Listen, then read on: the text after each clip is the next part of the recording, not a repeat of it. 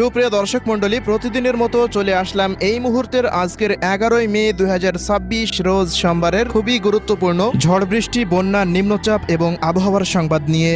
আগামী 72 ঘন্টার মধ্যে দুই বাংলার আবহাওয়ায় শুরু হতে যাচ্ছে বিরাট বড় নতুন পরিবর্তন। এবার দুই বাংলার দিকে ধেয়ে আসছে শক্তিশালী লঘুচাপ ও নিম্নচাপ। ইতিমধ্যেই উত্তাল দক্ষিণ পশ্চিম বঙ্গোপসাগর। আগামী 48 ঘন্টার মধ্যে তৈরি হতে পারে বৃহৎ লঘুচাপ। এছাড়াও আগামী 96 ঘন্টার মধ্যে উত্তর পূর্বাঞ্চলে সক্রিয় হতে পারে নতুন বৃষ্টিবলয়। ফের শুরু হতে পারে টানা ভারী থেকে অতি ভারী বর্ষণ, ডুবে যেতে পারে নিম্নাঞ্চল, শুরু হতে পারে আকস্মিক বন্যা। এছাড়া আগামী 24 ঘন্টায় দুই বাংলার বিভিন্ন অঞ্চলে তীব্র কালবৈশাখী ঝড় এবং ভারী বৃষ্টিপাতের সতর্কবার্তা দিয়েছে আলিপুর আবহাওয়া অধিদপ্তর। তো প্রিয় দর্শক, আজ এবং আগামীকাল আগামী এক সপ্তাহ ভারতের পশ্চিমবঙ্গ, আসাম, মেঘালয়, ত্রিপুরা ও মিজোরাম রাজ্য সহ বাংলাদেশের 8 বিভাগের 64 জেলার কোন কোন জেলাগুলিতে আবহাওয়া কেমন থাকতে পারে, কি জানা যাচ্ছে এই মুহূর্তে ইউরোপিয়ান আমেরিকান রাডারগুলো থেকে জানিয়ে দিব। সম্পূর্ণ বিস্তারিত ভিডিওটি দেখতে থাকুন। কে কোন জেলা থেকে দেখছেন কমেন্ট করে জানিয়ে দিন। প্রতিনিয়ত আবহাওয়ার খবর পেতে আমাদের ইউটিউব চ্যানেলটিকে সাবস্ক্রাইব করে রাখুন।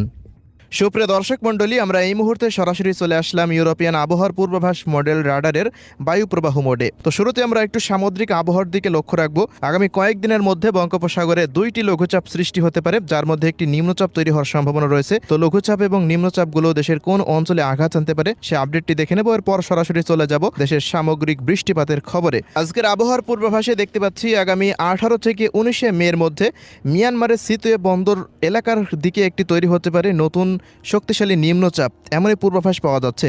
পাশাপাশি এদিকে এই মুহূর্তে দক্ষিণ পশ্চিম বঙ্গোপসাগর উত্তাল অবস্থায় রয়েছে। এদিকে আগামী 14 তারিখের মধ্যেই বঙ্গোপসাগরের বুকে সৃষ্টি হতে পারে একটি শক্তিশালী বৃহৎ লঘুচাপ, যেটি নিম্নচাপ তৈরি হবে কিনা এখনো পর্যন্ত তেমন পূর্বাভাস পাওয়া যাচ্ছে না। তবে এই মুহূর্তে দক্ষিণ পশ্চিম বঙ্গোপসাগরে গভীর সঞ্চলনশীল মেঘমালা একত্রিত হচ্ছে।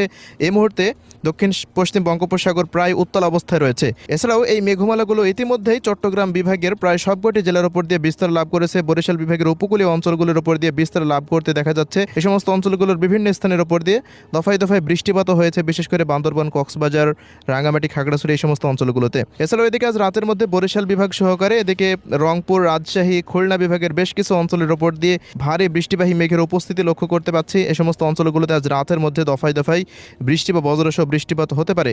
পাশাপাশি খুলনা বিভাগ, ময়মনসিংহ, রংপুর, রাজশাহী